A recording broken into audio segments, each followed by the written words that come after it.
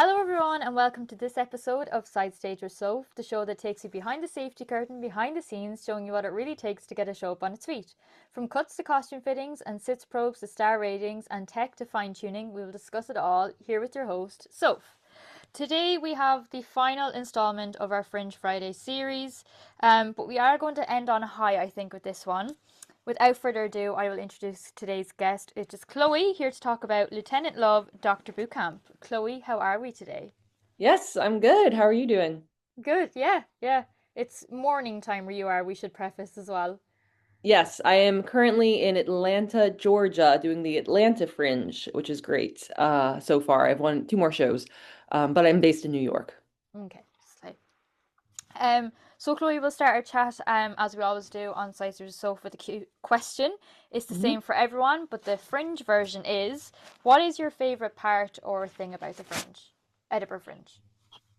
Well, as a performer, I think it's performing. It's the opportunity to put on your show potentially back to back to back to back, basically every day for a month. You can't really do that many other places, especially if you're, a up and coming performer or working on a show that's in progress. So really it's kind of like an education. After the Fringe, Edinburgh Fringe, you feel like you've gotten a degree in something. So yeah, I would say the volume of stage time. I mean, yeah, of course, and then Edinburgh's beautiful. Collaborating with other artists, meeting artists who are all over in their journey. It's just, yeah, it's kind of a magical place. Lovely. Um, so I was just wondering if you wanted to explain like a little bit of like what your show is about. How did you Yeah. come to the concept? Like, do you have a background in anything to do with like love or psychology? If you want to explain your concept of Yeah. Yeah, for sure. Well, I've been in love, so I think it. that's a good starting off point. So my show, Lieutenant Love Doctor's Boot Camp for Lonely People Like You, is an immersive, interactive comedy show slash social experiment about ending the loneliness epidemic and saving human connection.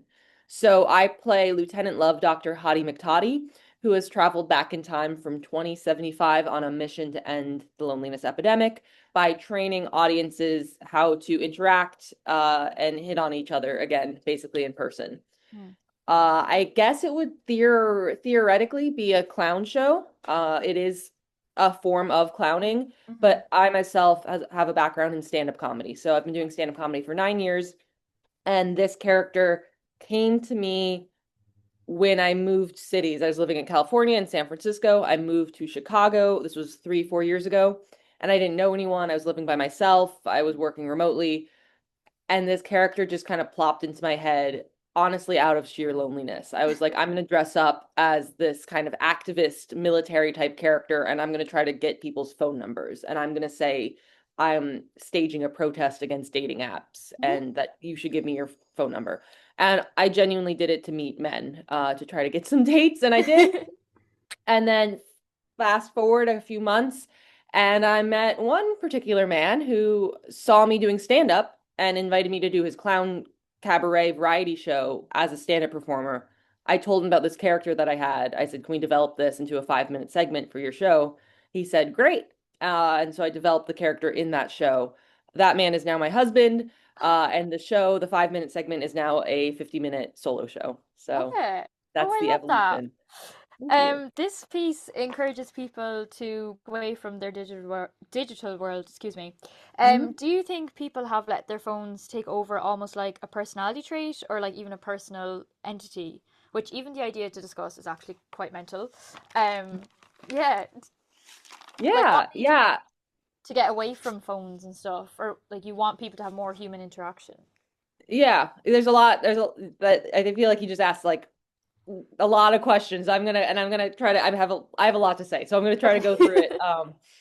And feel free to cut me off if I'm rambling. But I I think so. I was born in 1996, so I was 11, 12 when people my age started using Facebook, and social media became widely used all of a sudden.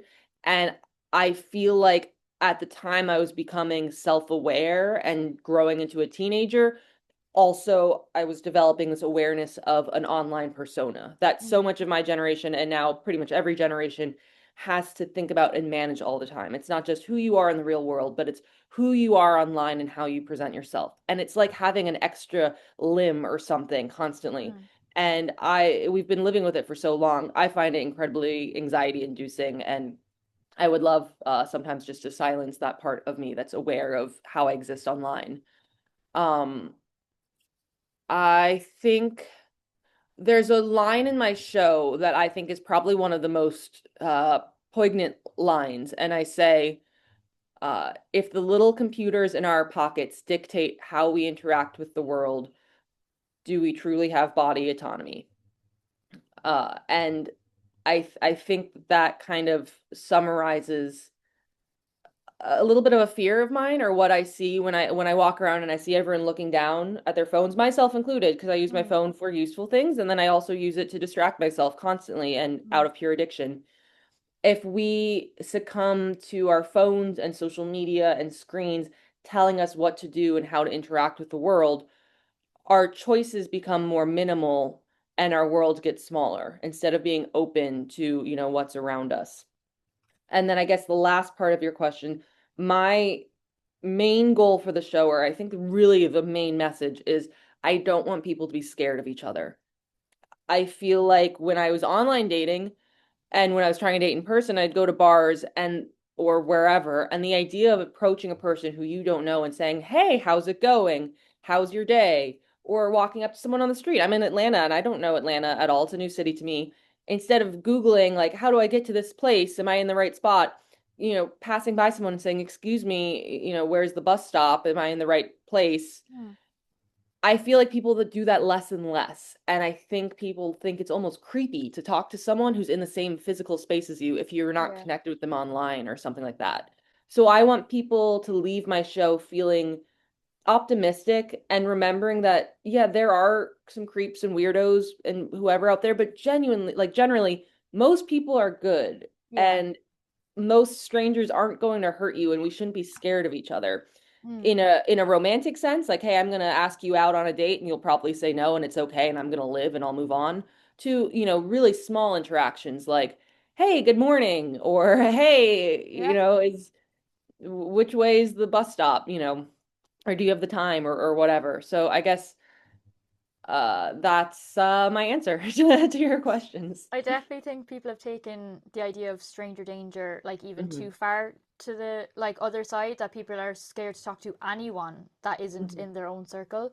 Hmm. Which is weird because I feel like people are more open to talking to strangers or posting to strangers online, which Oh yeah. obviously no shade. I mean, we have platforms, but it's just in that Yeah. sense, like as you say, just asking where the bus stop is, people are less inclined and try and figure it out on their own when you could just make a normal human connection, you know? Yeah, yeah, absolutely. Um, like you said, so small talk and eye contact, etc., can seem like quite basic concepts, but Mhm. what do you do to encourage them that they're being done properly in your setting for your show? Yeah, that's a good question. So I guess I don't know, this isn't really a spoiler, but the way I wrote the show is to kind of walk people through different stages of connection. So starting small and then getting and then building up. So Mm-hmm. starting with, small talk, eye contact, I'm not going to say too much more, and then, moving up to going on a date with someone and then flirting with someone and getting rejected and handling that rejection. Right. And so that part, the rejection part especially, is kind of like the climax of the show. And Yeah. that was really important to me to do it right. To show people, hey, you can get rejected and you can handle it respectfully and not, freak out with the person, and you're going to live. It's not the biggest deal in the world to ask someone out and they say Mm-hmm. no. Like, you can move on from there gracefully.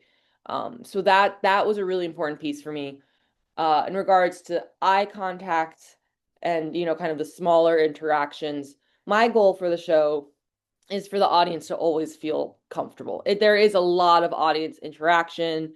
I am playing a drill sergeant, so I boss people around. I pull them up on stage, maybe when they don't really want to.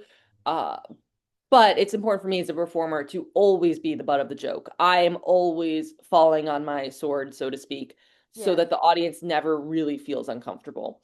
Yeah. Um, and with the eye contact and things like that, I kind of lead people through stages where they're wearing sunglasses and they have to look at each other wearing sunglasses, and then they take the sunglasses off and they have to look at each other and have a staring contest, and then I make them wink at each other. So it's the whole show is kind of like an escalation of Yeah. the stakes being raised a little bit by bit. But again, me being there to walk them through it and to also take a lot of the pressure off of them. They're never going to be laughed at during the show. Good. Um, Yeah. have you ever had a real love story come from your show that you know of, or have you ever seen Oh, real connections? yeah. No one's messaged me and said they got married yet. I mean, the most successful is, like I said, my Your own? now husband, who's actually he's Scottish. He's from Elgin, Scotland. So shout out to the UK, I guess. He and I met through the character and through performing, and then have had our romance. Um, there have been plenty of times, last night actually, when I pull two people up on stage, and I kind of have to use my split second performance intuition to, quickly suss out who Mm. would be a good person for this bit. And there's really not like a thought process or a checklist for it. It's just like I look around, and I get a feeling. I'm like them and them. And sometimes, uh, yeah, last night I pulled up two people to interact with each other, and they were complete strangers. They did their bit on stage, they got off, and then after the show, I encourage people, okay, now let's go hang out at the bar. And it's to me a successful show when I leave the theater and I see the people in the show hanging out together in the Yes. bar. And Yes. this one couple were hanging out at the bar for like 30, 45 minutes, having a drink, chatting, and uh that was great. I don't know. I don't think they're gonna, necessarily date forever and ever. There's kind of a large age gap between them, which, that's fine. I don't think there was necessarily a love connection, but the Mm. show sparked a conversation and a potential friendship that wouldn't have otherwise existed. And for Yeah. me, that's really the goal of the show, is for it to be an icebreaker for Yeah. people to then go and chat with each other. Yeah. It's another human interaction. Yeah. That's exactly what it is. So I have a fun question just to Okay. end this little section. If you actually traveled to 2075, what would you hope to see? Oh, that's a really good question. Yeah. There's a part of the show where I paint a picture of 2075, and it's Mm. doom and gloom. It's very dark. It's also one of my favorite parts of the show to write. I wrote it like a corny 1950s style Oh. infomercial where it's all like da da da da da da, everything's great, kind of like 1950s suburbia. But then what I'm saying is Mm. so depressing. It's kind of like a Blade Runner, Terminator style version of Right. the future. So that's what I hope. I really hope that all that prediction that I write for the show is wrong. For 2075, I would hope to see a resurgence and a renaissance of in-person connection. I hope the digital world that we've created for ourselves, and the AI first agenda that's being shoved down all of our throats, and the Yeah. heavy automation, I hope that's something that we realize we don't like, and is, killing connection and killing jobs and killing creativity, and we bounce back from that. I think we're going to hit kind of a dark ages in the next 5 to 10 years, but I hope then we have a resurgence of connection. More third spaces, places that people can go to just hang out, something like a Mm. coffee shop or a dance hall. People used to go to social dances like Yeah. 100 years Yeah. ago. That's not a thing people do anymore. So I would love to see more, third spaces, um, intentional automation that makes people work fewer hours so that they can then, be paid fairly for those hours, and then they have more free time to go do their Yeah. own thing and be with real people. Um, and this is definitely a thing. This is US specific, but there's a lot of cities and places across the US that are car centric. They were designed Right. to accommodate cars, which is such an Mm. isolating way to travel. It's so inefficient from an energy perspective. So I guess more walkable cities and locations in general. Those are Yeah. my dreams. Yeah. I definitely Vote agree for with you. me for president. Yeah. Sorry. I'll put this back when you put your campaign out. I'll bring this back Yeah. out. Cool. Thank you. This is my platform. So Chloe, we have reached our fringe themed this or that. You can Cool. take as long or as little time as you like to answer them. So Okay. to start, I have flyering or no flyering.